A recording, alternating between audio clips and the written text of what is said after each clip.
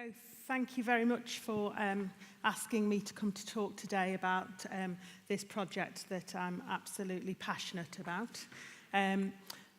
The thing that we were charged with was to talk about how collaboration can affect improvements of nursing care.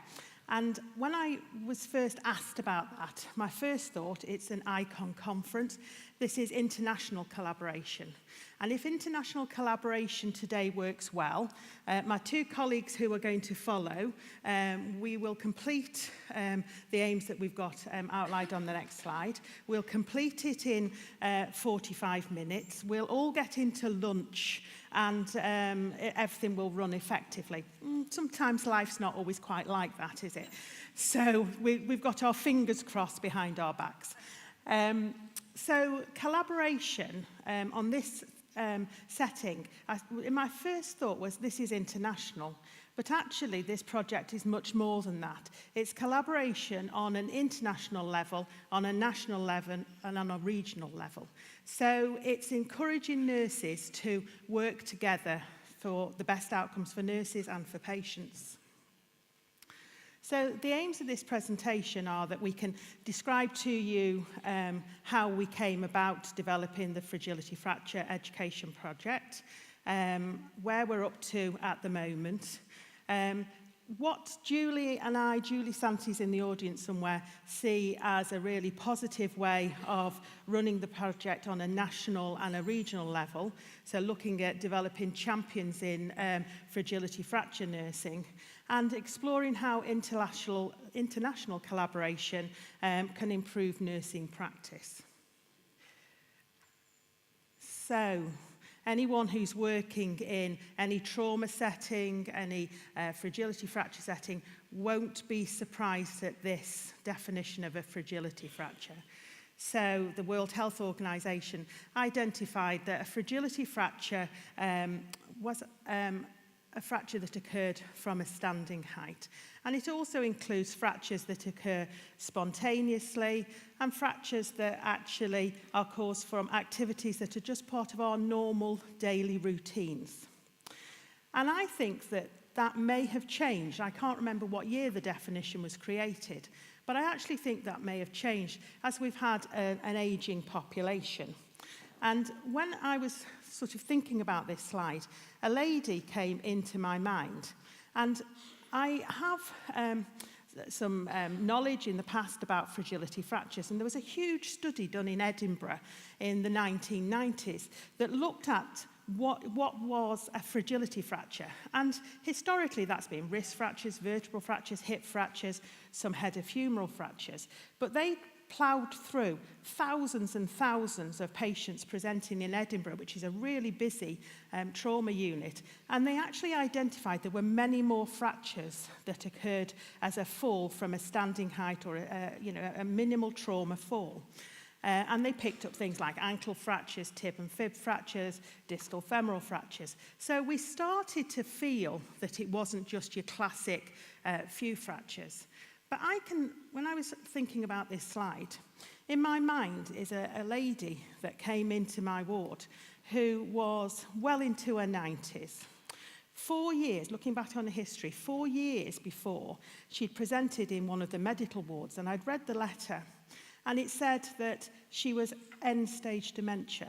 She was no longer eating, and that she shouldn't be readmitted to hospital because she was dehydrated or wasn't eating. That was 4 years before. And she presented in the trauma ward with a mid-shaft fracture of a femur. And there was uproar. The ambulance service reported the nursing home to the regulatory authority because they thought there must be some abuse going on. And actually, when we saw this lady, her skin was beautiful, she was clean, she seemed settled, her family were very happy with the care, but there's been this real deterioration. And what we worked out in the end was that she had such bad arthritis of her hip was fixed into her pelvis, and just the simple movement of in bed of turning her over had created a mid-shaft fracture of a femur. Now, that was definitely a fragility fracture, but that wouldn't be something that we would normally consider. So we need to be really sort of aware and creative that we're looking after a changing population.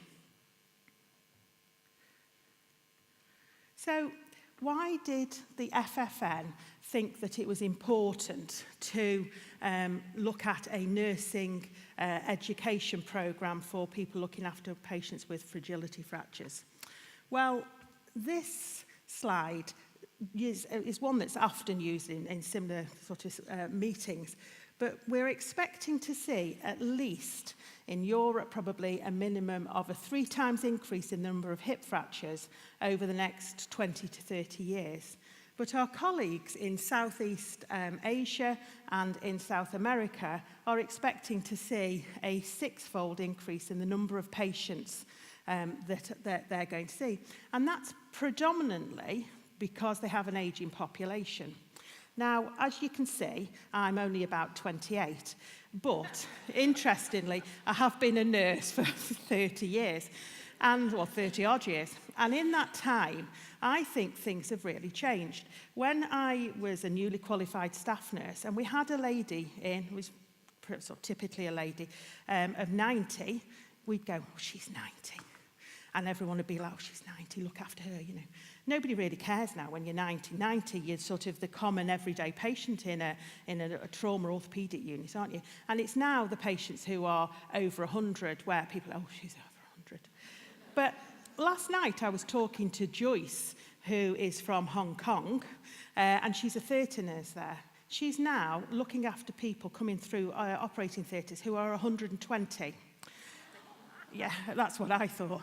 And every day, there's somebody on her theatre list that's greater than 100. Now it makes sense that we're seeing this huge increase. So you have highly populated areas and this increasing age of patients that are coming through them.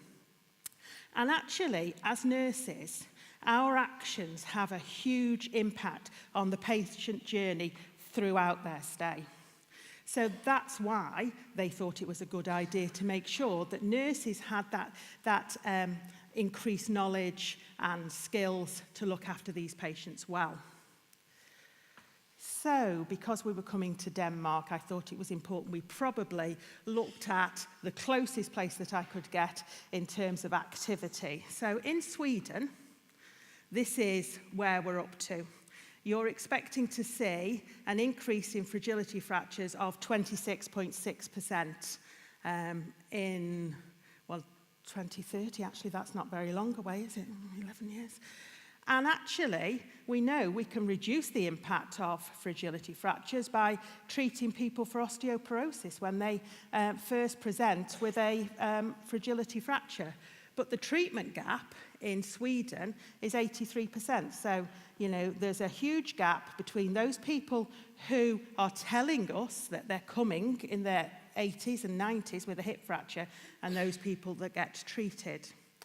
And actually, the story gets a little bit more complicated from there, because as with a lot of modern countries, when we look at Denmark and we look at the UK, we've not just got this emerging number of people coming through, but we've also got a real drive for high quality care at the least cost. So there's a drive to reduce the number of hospital bed days. Stopping in hospital is an expensive activity, and so let's get people out into the communities. And that's great if we've got the nurses with the knowledge and skills to be looking after them in a variety of different settings. So I think, I'm going to call the place Odense, but I think it's Odense or something. It's somewhere in Denmark anyway. And you've been charged with reducing your total length of stay for hip fractures to 4 days. Now, in Stoke-on-Trent, which is not a million miles away, we had the same sort of drive to try to get our length of stay down from the 17 days that it was to 9 days in order to accommodate us into the new hospital that we've got. And so this is, you know, I'm only thinking here of 2 places, but I'm guessing that there's the same challenge and drive in a number of different health economies. So not only now do we need people who are working in orthopaedic wards to have the knowledge and skills of looking after orthogeriatric patients, but we also need our community colleagues and our social care colleagues to also have an enhanced knowledge of how we look after hip fracture patients well. And we have an adage that goes with the National Hip Fracture Database in the UK that actually looking after hip fracture patients well is cheaper than looking after them badly. And that involves putting the money up front. So if you have a really effective orthogeriatric service and patients are looked after well, potentially the long-term plan is that those people will achieve better functional outcomes and there will be less need to be in 24-hour nursing care and there will be less need for the highly intensive home care packages by putting resources into the early part of the patient's hospital journey. But what health economy has such great integrated services that we're prepared to put the money in here to get some benefits in 12 months' time?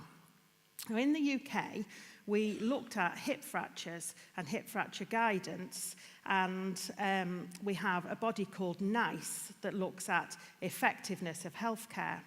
And they looked at how it was going to be possible to have a really effective hip fracture team and make it cost effective. So the clever people went away and they crunched all of the numbers to say if you have an orthogeriatric or a hip fracture program and patients are looked after in a highly efficient integrated team of nurses, therapists, orthopaedic surgeons, orthogeriatrics, and you set realistic goals for those patients. Now, these are not unachievable goals. These are realistic goals, and you put a lot of money in here. At a year, it becomes cost effective. Now, that piece of work came out in the UK in 2011, and I believe that it's still aspirational and that we still haven't got effective orthogeriatric hip fracture programs, but we are working towards that. But we don't work in an environment where people put the money in at the beginning to achieve it at the end. But what that does mean for nurses is that we need to change our knowledge and our skill set, because we're not going to be looking after patients in the classic settings, although patients obviously come through a hospital setting, but we can be looking after them in many different environments. So we have a responsibility for education, promotion of health with our colleagues. And the other thing that nurses are charged with is we know that the surgeons have a challenging job if they do surgery on osteoporotic bone. But in the most of cases, they do that very, very well. And the patient arrives back on the ward, and actually, as nurses, we can get it really, really right, or we can get it really, really wrong. So actual nursing interventions have a huge impact on the outcomes for patients. And there's been a lot of work done in the US on nurse-sensitive indicators and how the quality of nursing affects patient outcomes. But we tried to look at what patients wanted from outcomes. Now, earlier on, people were talking about PROMs, and they tried to develop a PROM for hip fracture patients, but they couldn't find one. So, the most of the work was done on fitter, more active patients, and we could get a PROM for them. But actually, the frailer, the more vulnerable patients, we couldn't actually find what those people wanted and what we should be recording against. And very, very recently, some work which is due to be published soon has looked at what people experience in terms of hip fracture care and what their outcomes are. And they used a quality of life scale where we looked at what patients come in terms of quality of life and how many points they drop. And when you get down to 0, you're dead. So, yeah, okay, so, maybe we'll drop 1 point, maybe we'll drop 2 points. But actually, some of the stuff that's coming out of that report is people are recording minus figures. So what they're actually experiencing is something that they consider to be worse than death.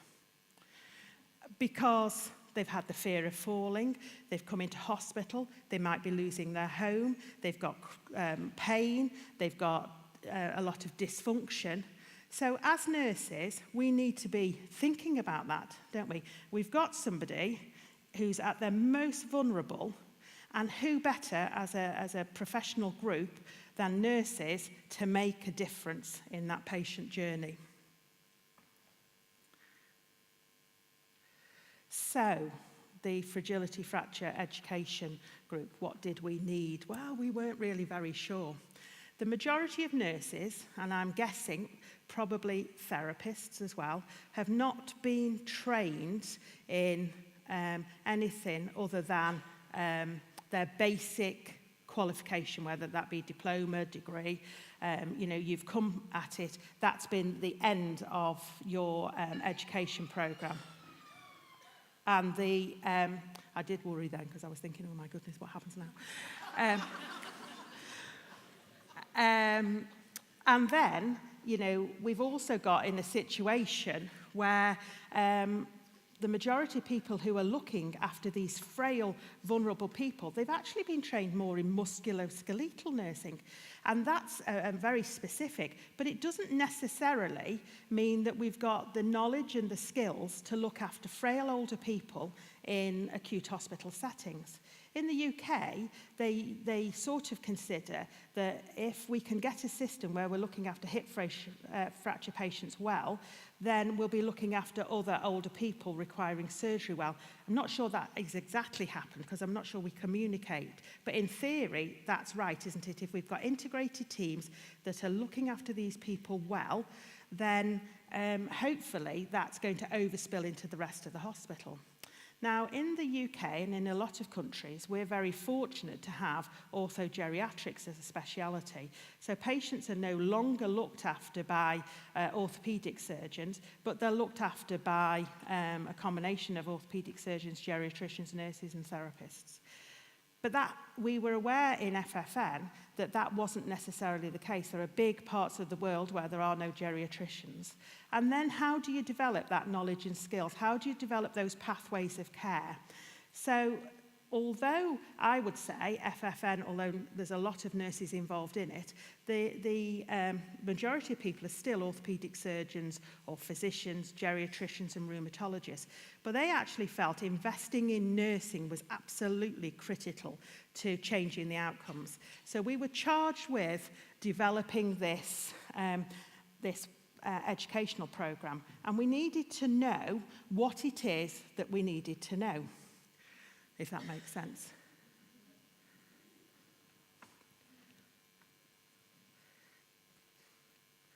Oh, my battery's running flat here. What's happened there? Oh.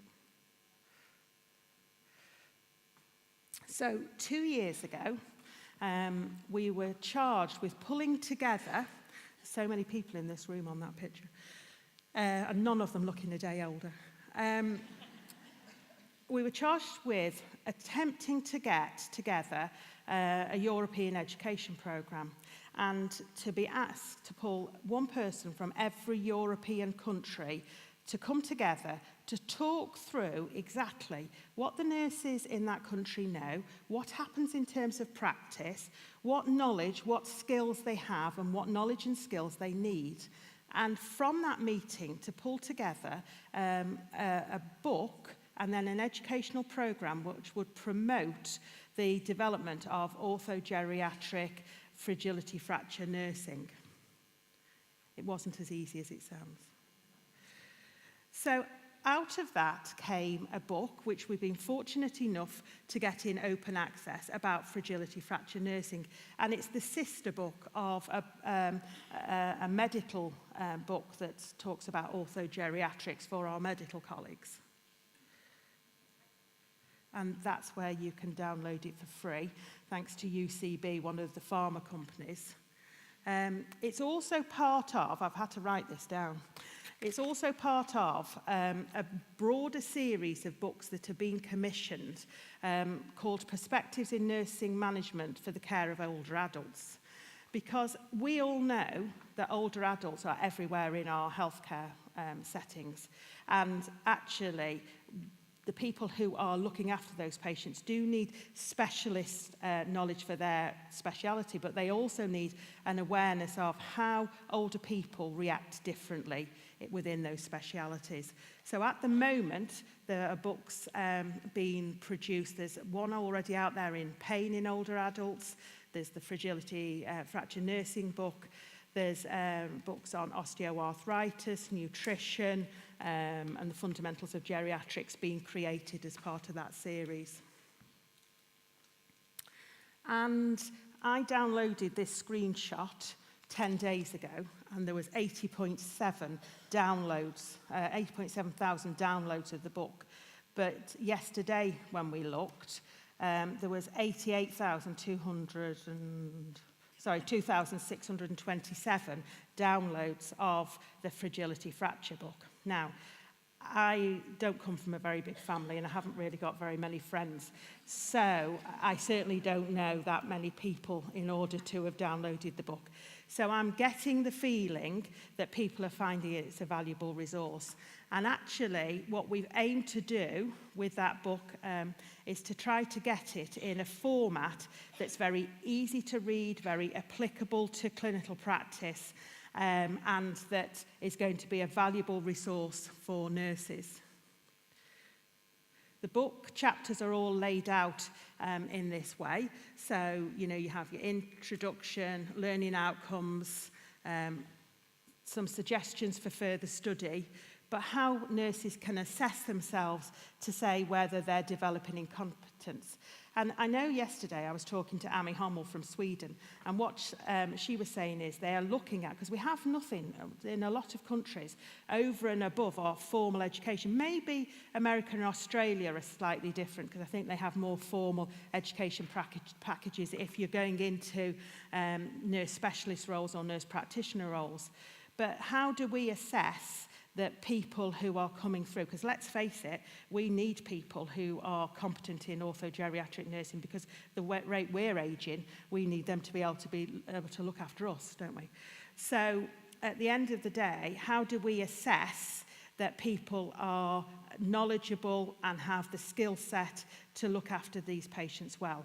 So in Sweden, what they're doing is looking at having an education program for the whole of orthopedics, where people are given information and then they have a short assessment. It's not a formal education program, but it's a step forward in terms of being able to assess, and they are now thinking of putting the orthogeriatric program in there. And that's what I mean about collaboration, because we're talking about it started with international collaboration. It definitely needs national collaboration, and then we need to move to regional and local collaboration to make this work. This is a list of the chapters that are in the book and the subjects that are covered. But what we do have in terms of support for nurses who would be looking at an educational program is we have a whole lot of slide sets that people can take from us, and they can adapt for their own clinical practice areas just to try to make things easier. But these are the things that we thought were fundamental. So I hope in this part of the presentation, I've managed to sort of describe where we started and where we are at the moment, and how collaboration has positively affected the outcomes.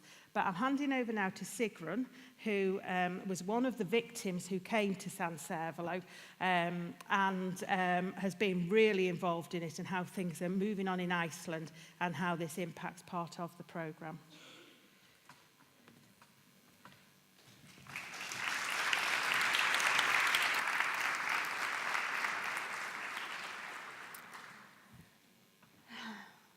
Hello, my name is Sigrun.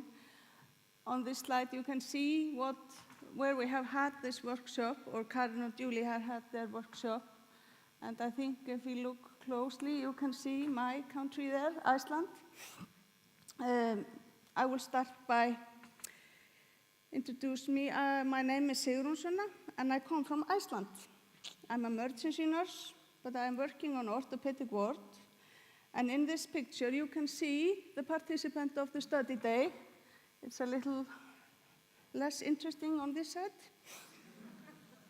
I'm going to talk about education, teaching and learning.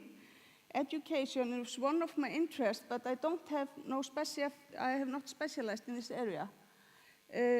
Teaching is really important because, as Karen was telling you, this is a huge group of patients that will arrive in next years. So we need to educate the nurses because we cannot meet each and everybody, and we need to educate the nurses so they can go to their wards and teach about the things that we have been teaching them. A little bit about Iceland, so you know my background. Our population is about 320,000. It's around 220 to 250 hip fracture in yearly when we look at the data from 2008 to 2012. Mean age and gender rate are similar to the literature. We don't have higher incidence in the winter during the slippery, but I mean, who want to go out in the weather in Iceland in the winters? We have 2 hospitals that are operating to fix fractures. One of them is in the Reykjavík, the capital city, Landspítali, and the other one is in Akureyri. And about 20% of the operation is in Akureyri. Nelson,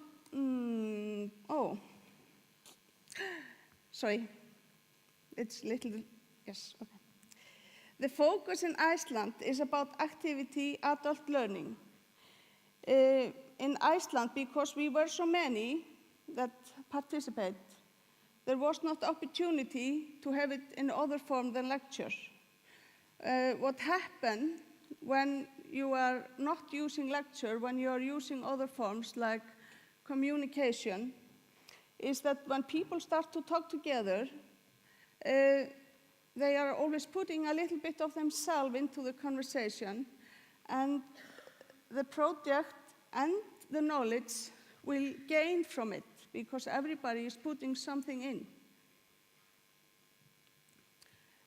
I was a participant of San Servolo project, as Karen told you, and what I realized when I was there and start to talk to the other nurses about how we do things and why it's important to do it in special ways, it gives us the knowledge and the confidence to use the knowledge better when we arrive home.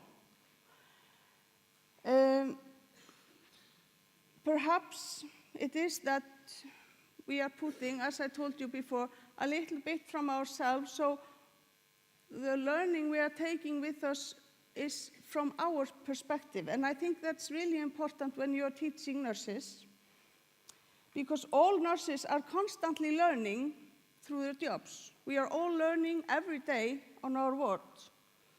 But we need to be active in this decision to learn about this.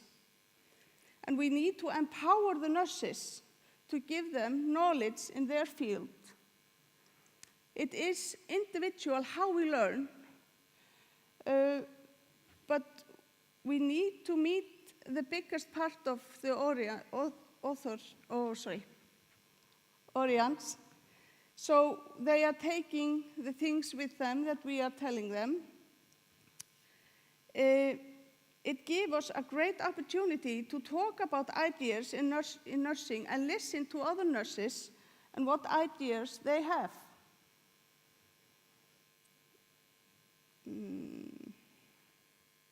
I'm not so good in the systems, okay? I am better in the word. To motivate a person is really hard, and it interferes in many ways with the persons. Learning is not the one way. It's not one way when we are learning. It's many ways that come together, and we work out by bigger knowledge or more knowledge about the things we were learning about.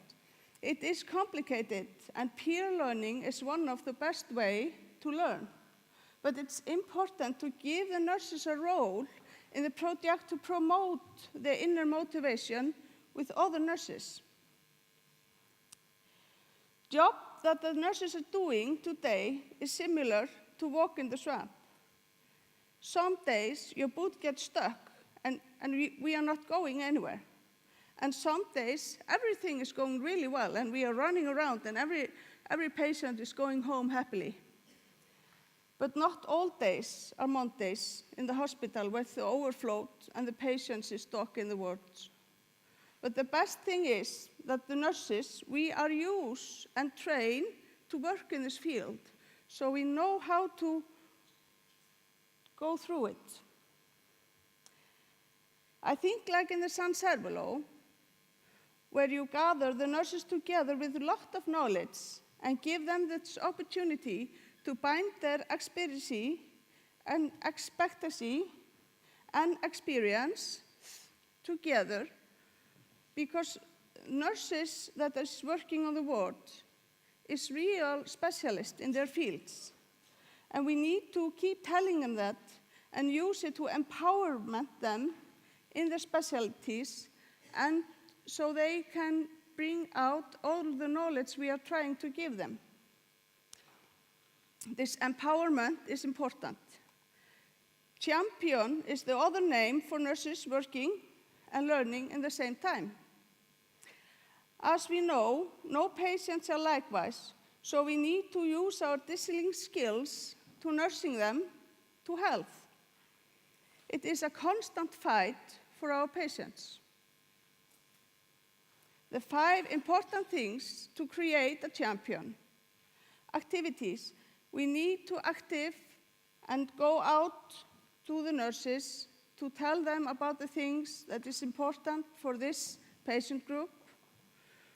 With education, and the education has to be on that way that they are going to take it with them, and we have to inspire them with like a thing that they will go out and this will be their like emotion. They want to tell everybody in their field how they have learned about it, how we can do it better, what we are doing well. And we have to motivate them, because nurses is, not all nurses, some nurses is rather shy and they are not always aimed to tell about all the things they have learned for the years. In Iceland, as I told you, in our study day, we had a lecture, and I recently went to Manchester and to Hull, and in Hull, I was sitting there study day, and I heard they were using groups. They were not using the lecture as we did in Iceland. And I saw when I was there, it was much better, much better. And there is an idea of having special meeting in Iceland about the material and the things we are going to do. We are going to use the book to make slides and also talk into the slides and give the nurses on the ward opportunity to look at the slides in work or not in work, depends for each and everybody. And then we are going to invite them to gather together and talk about the slides, talk about the chapter in the books, because as I told you before, in Hull, when I noticed they start to talk together from many hospitals, they all were bringing a little thing from each other to solve this gap of knowledge that we have. And this idea is about the World Coffee. It's a motivated idea. It's simple and effective to have the participants to talk together, and it's thought like in a cafe place. You're just sitting together on a table, 5 or 6 together, and you can have a coffee with you, and then you're going to discuss and to hold through it. You have to have decided before what each table is going to discuss, so they can take it with them, and the groups can share the information they have. I think that's all for me. Thank you.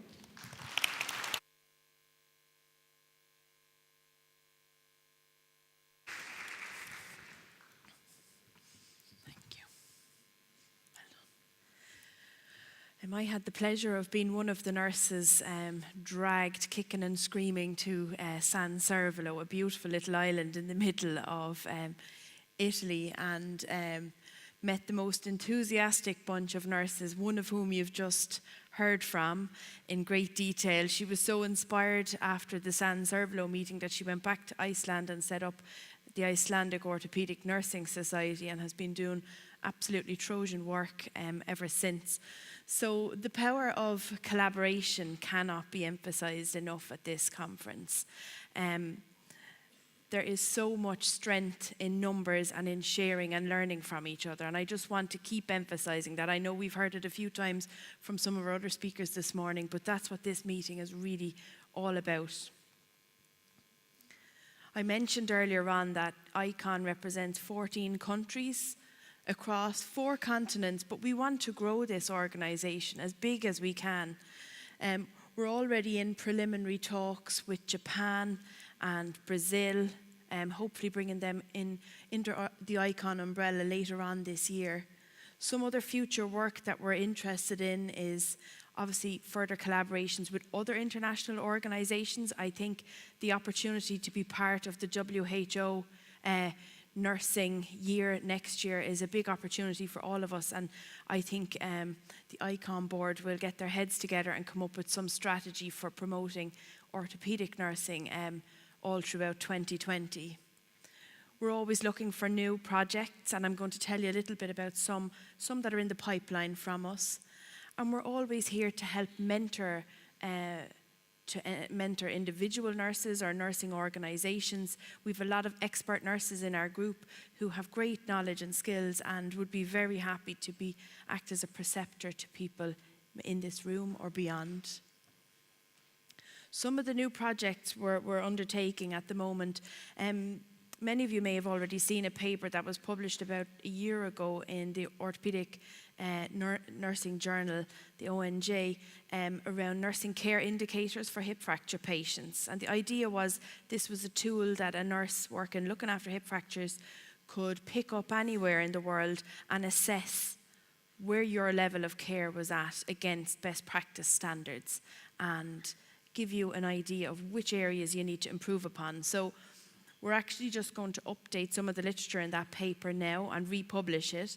And at the FFN conference in August, we have an ICON workshop where we're focusing on 3 areas of nursing that were highlighted in that paper where there is still a gap in knowledge, and that was delirium, nutrition, and secondary prevention. So we know that nurses are making a lot of effort in those areas, but that there is still a lot more effort needed. So we're going to focus on that at the FFN. We also have some work underway from some of our Australian colleagues, pulling together advanced practice nursing guidelines in orthopedics from around the world, because obviously we know there's big differences in our health systems. Nurses can do something in one country and not in another country, and we want to understand what the level of competence is required to become an advanced nurse practitioner across the various countries, and what skills and what roles nurses are allowed to undertake when they are in an advanced practice role. So that piece of work is ongoing at the moment. Another area we've looked at, and it's probably very relevant as we talk about an aging population going forward, is bone health in adolescence. So trying to get to the people before they ever come down the road and become hip fractures in the future. Are we doing enough as orthopedic nurses now to educate young people when they're in on our wards about the importance of bone health? I suspect probably not. And we've undertaken a brief literature review, and what we found is that there isn't very much evidence out there currently, and a lot of what was published is quite old already. So ICON are going to undertake probably a survey in the coming months of orthopedic nurses from around the world to see what's their level of knowledge about the importance of bone health in adolescents. So some of you may get a survey request from us in the future. That's just a little forewarning. And as you heard this morning, the importance of enhanced recovery and its role for improving outcomes of patients is another area we're very keen to progress. Again, I'm just stressing again the importance of face-to-face interactions. We're all here for the next 2 days, so roll up your sleeves and get chatting over the coffee breaks and the lunch breaks and get to meet people from all over the world.